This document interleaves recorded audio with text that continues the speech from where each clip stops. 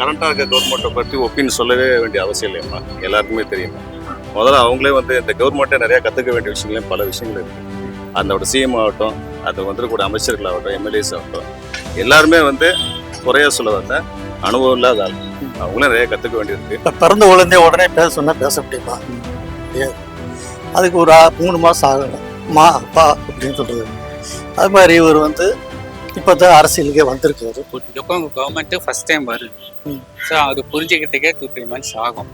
But முயற்சி எடுக்கிறாங்களா? இப்போ லஞ்ச ஒழிப்பில் முயற்சி எடுக்கிற மாதிரி ஒரு ஃபீலிங் வருது. ஏன்னா ரைடு பண்ணுறாங்க, குறைக்கிறாங்க, இது பண்ணுறாங்க. ஃபார் எக்ஸாம்பிள் சிஎம்டி இதெல்லாம் அப்ரூவலில் பார்த்தீங்கன்னா அது முன்ன ஒரு 20 ரூபாய் per ஸ்கொயர் ஃபீட் இதுக்கு வாங்குறாங்கன்னா ப்ளஸ் பார்ட்டி ஃபண்டுன்னு தனியாக வாங்கிட்டாங்க. இது வந்து நிறைய அரசியல் கட்சிகளுமே அவங்க வந்த ஒரு மாதம் 2 மாதத்துக்கு வந்து ஒரு பரபரப்பாக ஆரம்பிக்கிறது தான். அது கண்டினியூ ஆகுதா அப்படின்றது தான் இங்கே மேட்டர். அது எவ்வளோ நாள் கண்டினியூ ஆகுது, அதை சஸ்டெயினாக அவங்க பண்ணுறாங்களா? புதுசாக இருக்கனால டைம் ஆகும்னு நினைக்கிறேன். பட் நிறைய பேர் வந்து இந்த கரப்ஷனு, ப்ராப்பர்ட்டி ரெஜிஸ்ட்ரேஷன் ஆஃபீஸு, இந்த ஆஃபீஸ் எல்லாம் கொஞ்சம் ரைட் பண்ணி இப்போ கண்ட்ரோல் பண்ணி வராங்க. பட் குற்ற இதுக்கு சிங்கப்பெண் ஃபார்ம் பண்ணால் கூட அது இன்னும் ஃபுல் பவர் வரல, ஃபுல் தரல அப்படின்னு ஒரு குறை இருக்கு. அதை நிவர்த்தி செய்யணும். அப்புறம் ஹெல்ப்லைன் கொடுத்துருக்காங்க. ஆமாம். ஸோ ஃபர்தராக அதை கொஞ்சம் இம்ப்ரூவ் பண்ணிட்டு அட்லீஸ்ட் இன்னும் ஒரு 3 monthsல அவங்க வந்து அட் எ டைம் குறைக்க முடியாது. ஒரு வருஷம் நடக்கிறத ஆமாம் நீங்கள் ஒரு 2 மாதத்துல குறைக்கணும் எதிர்பார்க்கறது கஷ்டம். அட்லீஸ்ட் ஒரு 6 மாசத்துல இப்போ 100 குற்றம் நடக்குதுன்னா அது ஒரு 20 குற்றம் ஃபுல்லா உழைக்கவே முடியாது. நான் சொல்றேன் கண்டிப்பா முடியாது. அதாவது தனி மனித ஒழுக்கம் அட்லீஸ்ட் கண்ட்ரோல் பண்ணி இப்போ 100 நடக்குது ஒரு நாளைக்கு இன்சிடென்ட்னா அது ஒரு 70-80 இன்சிடென்ட்டுக்கு ஒரு 7-8 மாசத்துல கொண்டு வந்தவே கவர்மெண்ட்ல எல்லாம் முயற்சி பண்ணு. இதுக்கு ஏதாவது ஆதாரம் இருக்கா?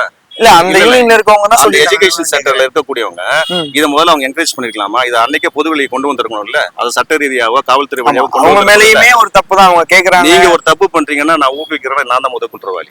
நீங்க கேட்கறீங்கன்னா அன்னைக்கு நான் உங்கள்கிட்ட கேட்கணும், அன்னைக்கு நான் புரியுதுங்களா?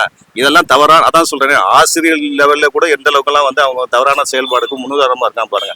பல விஷயத்துக்கு நமக்கு சேலரி வேணும், அகவிலைப்படி வேணும் வந்து நிக்கிறோம் பார்த்தீங்களா ரோட்டுக்கு. லஞ்சம் கேட்கறான் டிபார்ட்மெண்ட்ல நீங்களும் யாரும் மாட்டீங்க. எஜுகேஷன் சென்டர் சொல்றேன், நீங்க எஜுகேஷன் சென்டர் சொன்னதால சொல்ல வரேன். நீங்க அன்னைக்கே வந்துருக்கணும்ல. இந்த சுப்ரீம் கோர்ட் கேஸ் போடுங்க, இல்ல அதுக்கு வீடியோ ஆதாரம் எடுத்து நீங்க பதிவு போட்டு காவல்துறைக்கு காமிச்சிருக்கலாம்ல. செய்யக்கூட்ட கல்வித்துறை அமைச்சர் இருந்த அன்பில் இருந்தாரு, உயர்கல்வித்துறை, இவர் பொன்முடி இருந்தார் இல்லைங்களா? நீங்க ஷோ பண்ணி இருக்கணும்ல. ஏன் செய்யல நீங்க எல்லாமே? அப்ப நீங்க தானே ஊக்குவிக்கிறீங்க.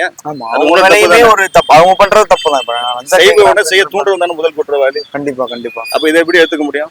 எனக்கு என்ன டவுட்னா, இவங்களே ஆள் செட் பண்ணி சொல்லி சொன்னாங்களா கூட எனக்கு டவுட்டா இருக்கு. அப்படின்னு நம்ம சொல்லுங்க, நிறைய பேர் இருக்காதா? கேள்விதான் இருக்காதா? நீங்க சொல்லுங்க பார்க்கலாம். இப்போ பிறந்த குழந்தைய உடனே பேச சொன்னால் பேச முடியுமா? முடியாது. அதுக்கு ஒரு 3 மாதம் ஆகணும், மா அப்பா அப்படின்னு சொல்கிறது. அது மாதிரி இவர் வந்து இப்போ தான் அரசியலுக்கே வந்திருக்காரு. இது வரைக்கும் சினிமாவில் நடிச்சுக்கிட்டு இருந்தார். அங்கே டவுன் சத்தம் போடலாம், இது வேணாலும் செய்யலாம். ஆனால் அரசியலில் வந்து அமைதியாக இருந்தால் தான் தன்னுடைய சாதனைகளை பூரா சாதிக்க முடியும். அதுதான் அவருடைய இது. அதனால் அவர் வந்து அமைதியாக இருக்கிறதுனால தப்பு கிடையாது. இன்னும் ஒரு 2 மாதம் 3 மாதம் 5 மாதம் 6 மாதம் ஆச்சுன்னா அவர் பேச ஆரம்பிப்பார். இப்போ அவர் மனசுக்குள்ளே இருக்கு, பேசலாம். ஆனால் பேசுனா இவர் ஏதாவது பேசி எதிர்கட்சிக்காரருக்கு ஏதாவது பேசி ஏதாவது ஒரு பிரச்சனை ஆயிடுச்சுன்னா அது எதுக்கு தேவையில்லாமல் நம்ம இது பண்ணணும் அப்படிங்கிறது நம்மளுடைய பாலிசி. இப்போ வந்து நான் இங்க ஒரு நபர்கிட்ட பேசுறப்ப அவர் என்ன சொன்னாருன்னா, இப்ப இருக்க மினிஸ்டர்ஸ் எல்லாமே அனுபவம் இல்லாதவங்க, எல்லாம் புதுசான, அவங்களால என்ன பண்ண முடியும், நீங்க எந்த ஒரு தொழிலாலுமே ஒரு கீழே இருந்து கொஞ்சம் கொஞ்சமா மேல இருந்தாலும் உங்களுக்கு அனுபவம் தெரியும் அப்படின்ற மாதிரி அவங்க சொல்றாங்க. அதை நீங்க எப்படி பாக்குறீங்க? அதாவது 1960 வந்து அண்ணாதுரை வந்து ஆட்சி எடுத்தாரு. அப்போ வந்து இவர் ஆரம்பத்திலே வந்து அவர் இது பண்ணி அவர் வந்து ரூபாய்க்கு 3 படி அரிசி போடுறோம்னு சொன்னார். ஆனால் கடைசியில் ஒரு சில ஏரியாவில் மட்டும்தான், காஞ்சிபுரத்தில் அந்த மாதிரி ஏரியாவில் போட்டார். அதே மாதிரி கலைஞர் வந்து அவருக்கு கீழே இருந்தவர் எனக்கு போலீஸ் அதிகாரி ஒன்று அது ஒன்று சொல்லி சட்ட ஒழுங்கு அப்புறம் இவர் வச்சுக்கிட்டு இருந்தார். அவர் என்ன செஞ்சார்? அவர் ஆட்சியில் எல்லாம் நடந்துட்டு இருந்துச்சு. அதனால் இவங்க இப்போதைக்கே வந்திருக்காங்க. இவங்களை எல்லாத்தையும் வந்து தற்கூரின்னு சொல்கிறாங்க, கத்துக்குட்டின்றாங்க. கத்துக்குட்டிங்கிறதுக்கு வேலையே இல்லை. அவங்க வந்தோடனே அமைச்சர்கள் என்னென்ன செய்யணுமா 4 நாள்லயே போய் குவாரியை போய் பார்த்தாரு. இப்போ நிறைய குவாரிகள்லாம் போய் மூடி இருக்காரு. டிவிக்கு ஆச்சு பார்த்தீங்கன்னா இப்போ என்ன ஒரு 40 days ஆகுது. இருந்ததுக்கும் இப்போ நடக்கிறதுக்கும் நிறைய மாற்றங்கள், அது பப்ளிக்கா இருக்கட்டும் சரி, நிறைய பேர் எல்லாம் சொல்றாங்க. பட் நம்மளால எதுவுமே ஒரு இவ்வளோ டேஸ் வந்து நம்மளால ஜட்ஜ் பண்ண முடியாதுல்ல. ஏன்னா இப்போ ஒரு 40 days கிட்ட 1 month மேலதான் ஆயிருக்கு.